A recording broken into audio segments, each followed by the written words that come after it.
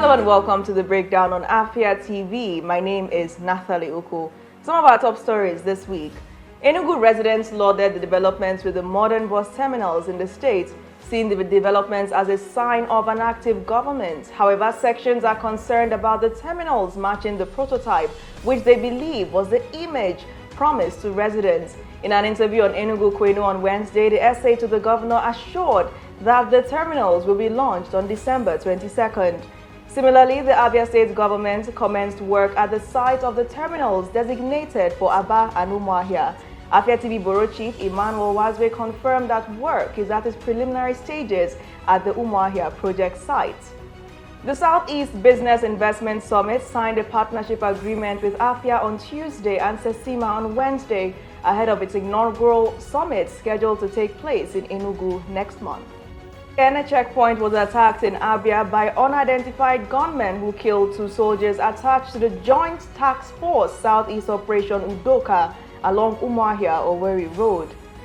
A student of Federal Government College Enugu was bullied by senior students for reported smuggling of a substance. He was whipped with a belt repeatedly and battered by a senior student while being held by another. The viral video has sparked outrage and action from various quarters, including the Federal Ministry of Education, the Enugu State Government, and civil society organizations. In an interview on the Afia Morning Show earlier in the week, the PTA chairman of the school reacted to the unbecoming development. Take a look. Is involved. All of them have been identified, and the school management is handling the matter. In fact, some of them have been issued indefinite suspension based on the Ministry of Education guidelines. When you commit such offense, the Ministry of Education, they don't expel students based on the guidelines, but they will give you indefinite suspension. And some of them, among all those people you saw, those students you saw have been given indefinite suspension. And when I asked further, what happened, what really happened, the school disciplinary committee now briefed me that the student that they are assaulting entered the school. It's a day student, entered the school with a contraband item, something that you're not supposed to come to the school with. And the student is SS1, the one they are assaulting is SS1. Those assaulting him is SS3. So they now saw him and called him inside and started in their own way of discipline, and which is wrong. No student have right to discipline one another. If you saw a student that committed any crime or any offense, you report it to school management. So because of that, the school management take that decision of that issuing them letter of And there you have it. Joining me today to assess these stories and more headlines much later is Mr. Uche Gabriel, the president of Enugu Air Personalities. Good evening, sir. Thank you for joining me. Thank you very much for having me. I mean, a lot has happened, even down east. Before we even get to the national front, so much is going on, violence everywhere, but also some good news with the terminals. What do you make of these stories? Okay, I think the terminal is beginning to form like an image. When it started, there was a lot of backlash on the government. Okay, how do you destroy a school to put a terminal? But right now, and I think I will say the Enugu state government didn't explain it very well, so people didn't catch the vision, so to say. So you saw demolitions at the Holy Ghost, you saw the ones at Gariki, and then you saw the ones at Nsukka, but it's all well intended. Going forward, I think government should be able to explain what they want to do. I mean, it doesn't cost arm and leg to be descriptive. Explain it. Let people understand what you want to do. That gives you the justification for the demolitions. Okay, so it's making more sense right now. And then you go to the school. It's a case of one wrong, using one wrong to try to correct another wrong. Okay, so everybody saw the bullying part, the flogging, but we didn't see the Indian hemp that was smuggled into the school, or that was brought into the school by this guy that was being bullied. Okay, so it's catchy because a lot of people run with half stories. if you ask most people, they don't know about the Indian hemp. They don't know about the substance that was brought in. They just know about the fact that the guy was bullied. I had run a show within the week talking more about the bullying than about the substance, because I also think that the tide is increasing, it's getting higher by the day about bullying. And people don't get to tell their parents what they go through. People don't get to also cry out to the authorities about what they go through. But this is a case of maybe students taking laws into their hands and doing what they have to do. It would have been better if they said, okay, you have this substance, which means that you're not even here for schooling. Hand him over to the school authority who takes it to another level. But, typically we like to break the law. So we feel we're doing the right thing, but then we also go overboard. And then, for instance, you see a case of someone who did something wrong as a minor, and then the principal or the parent or the person he's living with takes laws in their hands and start beating him. Now, we must begin to understand that the fact that you're trying to correct an anomaly doesn't give you the power to break the law. Okay, so that's what I get from that story. And probably it also raises concerns about some of the things that the school is not paying attention to. A child who is supposed to be schooled and taken care of in school gets lost in school. So you can imagine the audacity, the temerity to carry in secondary school. We're not talking about university, in secondary school. So the school should begin to do a rethink as to what they are really doing. I know of a place in Enugu here, I think it's been shut down for now, where these secondary school students go to party. Yeah, I think I know the place as well. You know, okay. In Independence Layout. Yeah, exactly. Okay. And then you see minors. Mm-hmm. Minors. And you imagine what they know. I think most of their parents don't even know what they know. They are at a loss as to what they are exposed to. So someone in secondary school goes for a party, all-night party. So what are the parents doing? All right, let's leave it at that. We'll take a quick break now. When we return, we'll be looking at headlines that have also made the news this week. Some of the topical headlines from the local and national scene. The breakdown returns shortly. Do stay with us.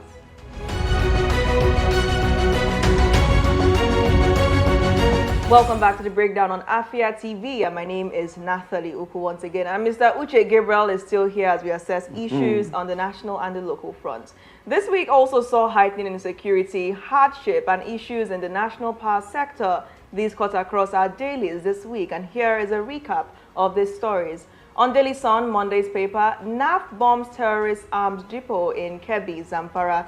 This was as it was reported that prices of eggs, yams, beans, and milk continue to rise, food items becoming exclusively for wealthy Nigerians.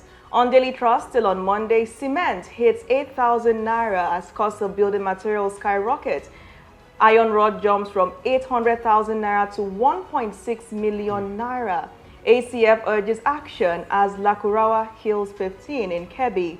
On Daily Times, Tuesday's paper, wickedness, pain, and exclusive preserve of Tinubu's government, said by Atiku, says president's economic policies approach to governance killing Nigerians. At Saudi summit, Tinubu demands end to Israeli aggression in Gaza. On The Guardian, Tuesday's edition, healthcare on life support as hospitals buckle under power crisis, up to 20% fee increase as energy costs strain budget.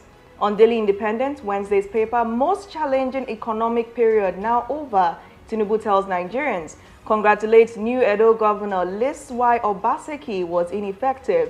On Daily Times, still on Wednesday, corruption behind frequent national grid collapse, EFCC speaks. And on The Matrix, Lakurawa, federal government talks top, Nobody dares Tinubu and wins, Ribadu roars. Gunmen attack army checkpoint in Afia, kill 2 soldiers. So let's get your input on these headlines. Which of these would you like to react to? Okay, let me talk about the incident grid collapse, and I think it's a national shame that we can't get this thing right. The big question is, what do you do without power? What exactly can you do without power? So you talk about economic policies, you talk about your plans to move the nation to a better place economically, and you can't fix power. Whether it's sabotage or whether it's ineptitude, and I think it's a combination of both. We must get power right. And that's why I like what's happening in Enugu State. For instance, there's the new body, main power, and of course, with the twilight of President Muhammadu Buhari, Power School went into the concurrent list, and so state governments can generate their own power, which is what we see happening. And I'm hoping that other state governments can, latch on that and begin to generate their own power, because nothing exactly can happen without power. Even if you don't do anything for entrepreneurs and you just say, okay, we have enough power, they can use it and run with it. But without power, up till this very moment, we can't even boast of 6,000 megawatts, steady megawatts. We can't. And it's a shame for the giant of Africa. I think so too. Then what do you think about the rising insurgency? We're seeing Lakurawa.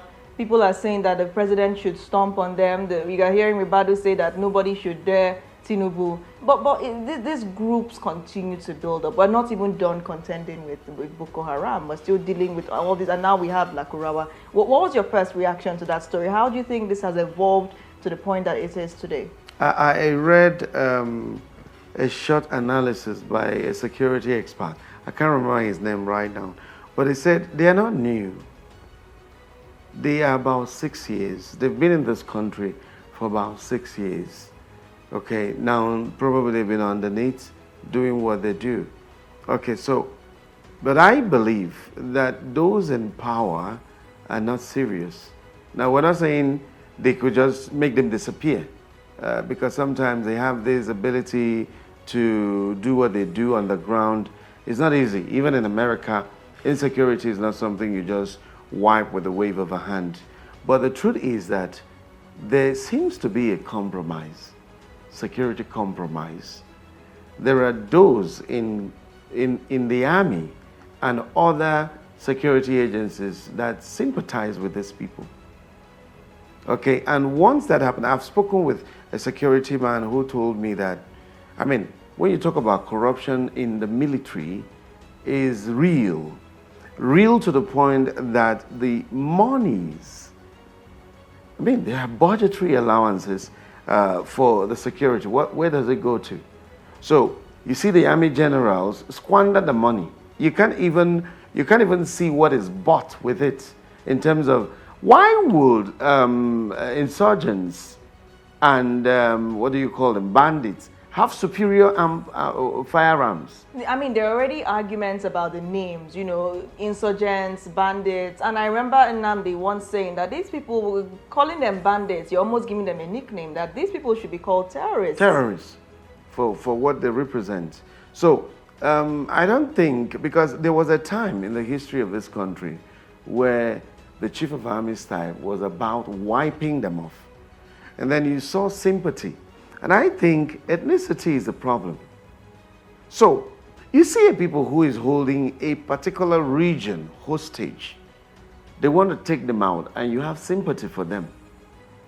So that's why we're not winning the war on terrorism and insecurity, because there are those who feel some level of sentiments for them in their favor.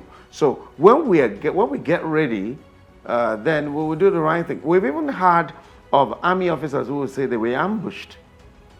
Some people knew that ambush was going to happen, but nothing was done. So you see, some of the best of our soldiers sacrificed, for whatever. It's very unfortunate. It's very unfortunate. Now we're dealing with a headline that says that food is now exclusively for the rich. That only the rich are entitled to eat food, and that is true because more and more people are seen begging. You go somewhere and someone is begging you for food, begging you. You see parents who are now releasing their children to go and pick up leftovers at parties. I saw on Sunday particularly. We went out, so we were having lunch somewhere along New Haven. Sunday. I'm not talking about Sunday. And so there were these 4 boys standing, begging for food. I remember I ran a night shift one night. So I came out to, if you know, near Park Lane, we came out to buy food. And here was this group of boys. They live on the streets. Now, that's the next problem for Enugu State, and they had better do something about it. So I was like, one begged me for money, and so I was like, I gave him 1,000 naira. Another person came out, 1,000. They were like 5. They sleep on that bus stop. So that's how bad it is. When you say they sleep on the bus stop, you mean those structures that the former government constructed? Yes, so that's where they sleep. Where they live. And why should that be a problem for this government?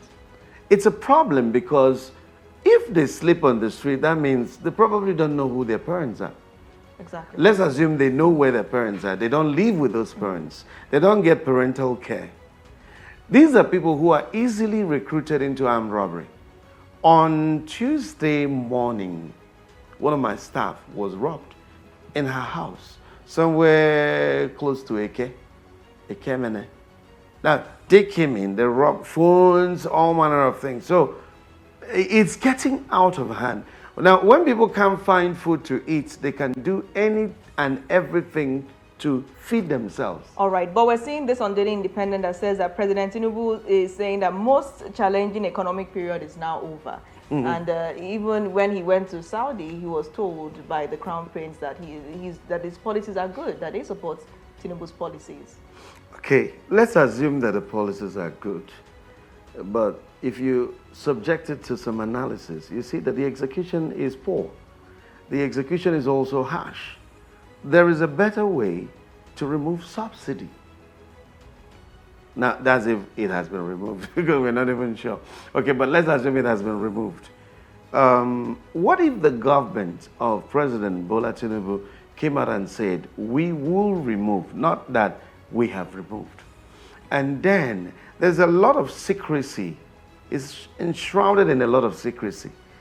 The average person does not even know what has happened or what's yet to happen. Okay, so let's assume you want to remove it and you say, in the next 1 year, we're going to gradually remove it. Now, remember what was the cost of fuel when he took over? As I now, this morning I bought 1,350. That's what I bought. So I'm buying at a higher price. But look, you say, okay, because I feel your pain, because I want the poor to breathe. Good. So we're going to, under 1 year, we're going to remove it eventually. So the first phase is that we're going to do this.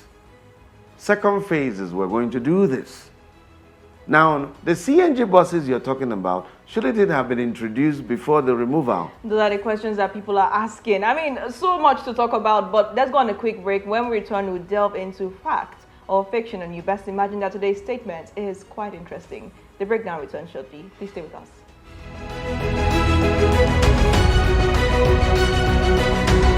Welcome back. This is still the breakdown on Afia TV, and if you've been following the program, we've assessed all of the major headlines on the show today. But let's delve into fact or fiction. I'm still here with Mr. Uche Gabriel, the president of Enugu OAPs. And sir, today's statement is, Enugu Air is a good investment. Fact or fiction? I'll go with facts. Why do you say fact? Fact, because that's what I want to see. That's what I want to see. With the level of investment that His Excellency Barrister Peter Mbai is doing, there should be a strong, will I say, air transport. You know, that, because for instance, one of the best things I think he did that showed me that he has some good intentions was when he did the airport road. When he scripted, did it, what I told people was that I think this man understands that the first experience you have with Enugu is that road. The moment you hit the airport, the first experience you have is with that road. And that's where you start judging Enugu. Incidentally, Enugu is not just for Enugu people. Enugu is the capital of the Southeast. So I think we need to do more with what we're doing with our airport system. We're not doing as much as we can with that. So I will expect him to do more, maybe more lobbying, to see that this airport is not just, doesn't just look like an international airport, but it is really one. Okay? One, because it represents the whole of Southeast. Tell me another international airport in the Southeast. Is it the one in Anambra or the one in Imo?